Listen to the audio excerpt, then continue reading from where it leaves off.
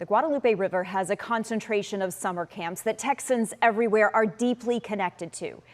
Tonight, we are learning new details about people killed, those missing, the emergency responders working nonstop, and the survivors.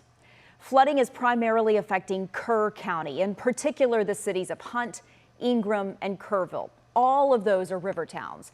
The death toll has risen since we were last on the air with you. It was 32 at 6 p.m. It is now 43. 27 girls who were at Camp Mystic remain missing tonight. Camp Mystic is a Christian summer camp for girls with nearly a century of history. These pictures taken today show what's left of it. There is a 24-hour-a-day mission underway to find all of the missing.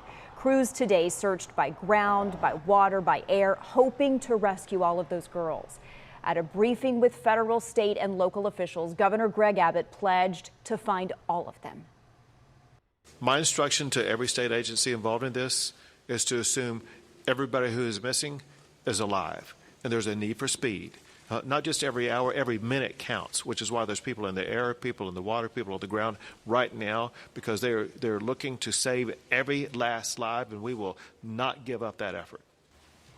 More than 800 people have been rescued so far. Now, Governor Abbott also expanded his emergency declaration today to include more counties, and here is why. Travis and Burnett are now included. The same system that flooded Kerr County Friday morning brought similar devastation to new areas this morning. Our station in Austin reports at least 7 people are confirmed dead in this new round of flooding. Dozens are still missing tonight.